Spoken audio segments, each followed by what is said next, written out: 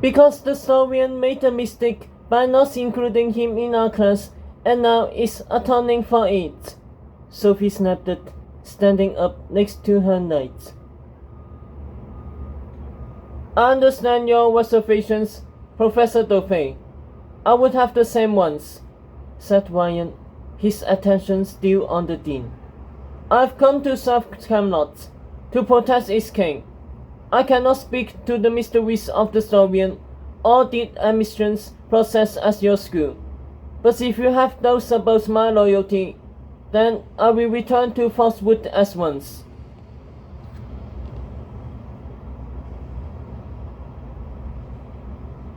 No one has doubts about your loyalty, said Tedros, glaring at Dauphin.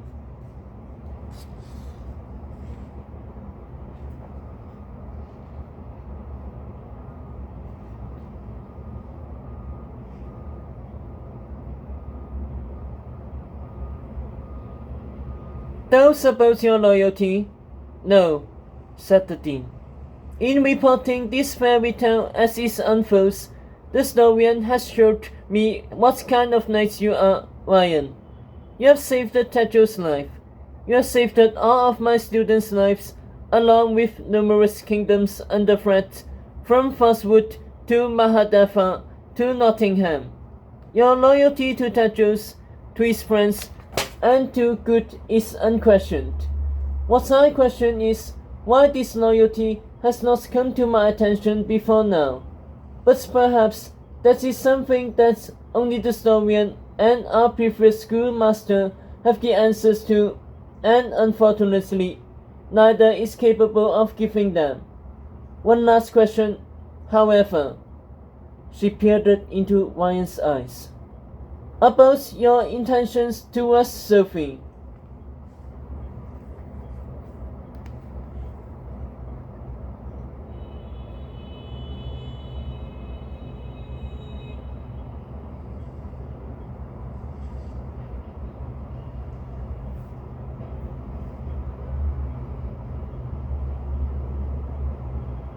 Oh, for God's sake, Clarissa, Sophie scoffed. Let me answer, Ryan said firmly. Go on, Professor. Professor Dauphin gave him a keen once-over. Do you find it strange for a knight of good to take a dean of evil as his lady?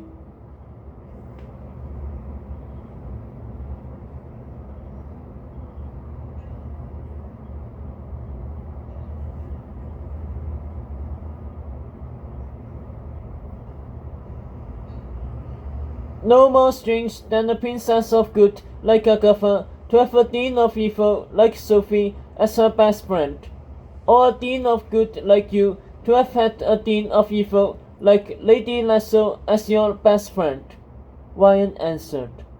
Good and evil are no longer as irreasonable in our world as they once were, something we have to give Sophie quite a bit of credit for.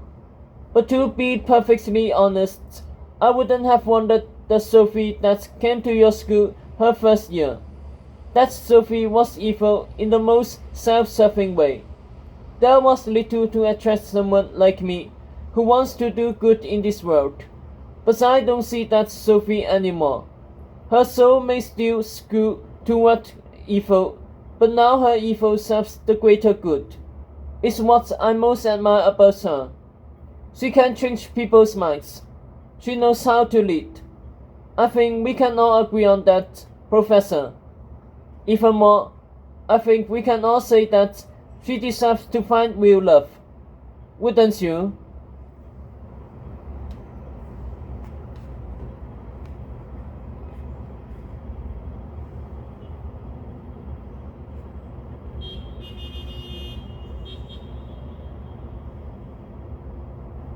Sophie's eyes had turned to stars.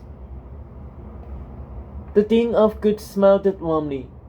I look forward to meeting you in person, Sir Ryan, she said, before looking at the king. Tedros, I leave it to you to define the teams. As Ryan and Sophie sat, Hots leaned over to Nicola. Watch, Tedros won't pick me for his team because he thinks I'm a loser. Well, at least we'll be together then, 'cause he doesn't even know my name, said Nicola. On my team is Agatha, Hot, Nicola, Kiko, Borden, and William, said Tedros. On Ryan's team is Sophie, Hester, Annabelle, Dot, Beatrix, and Wiener. Hot and Nicola blinked, surprised. Any questions? Tedros asked. Why are all the boys on your team? Said Wiener. Because Ryan is all the man a team needs, Sophie fended. Next question, said Tedros, staring Sophie down. How big is the Snake's army? Said Beatrix. We don't know, said Tedros. But judging from the chaos he caused across the woods and his ability to pay for loyalty, we can expect a sizable force. Can Merlin help us like he did against Raffle and his zombies? Asked Kiko. Merlin is missing, said Professor Dove gravely. All I can hope right now is that he's still alive. Tedros tensed, sensing the genuine fear in the dean's face.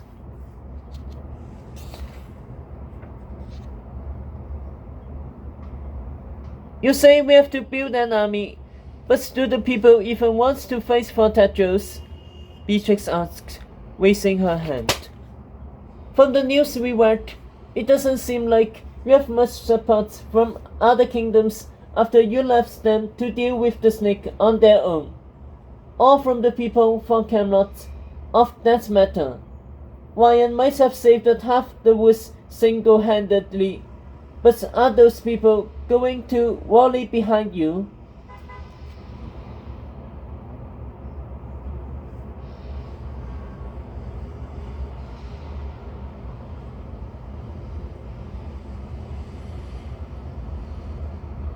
Tedros went bright red.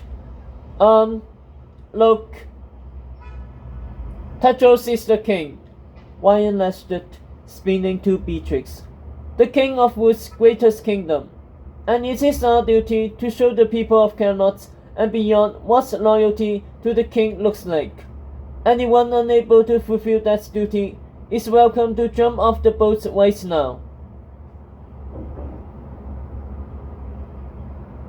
Beatrix shuddered under his hot blue-green eyes. Shush! Just asking, she muttered. Tedros gave Ryan a graceful nod. Any other questions? No one spoke. Meeting dismissed, said Tedros. Get yourself something to eat or go down for a nap, because as soon as we land, our work begins. He looked up at the dean, who was already starting to fade. When can you make it to Camelot, Professor?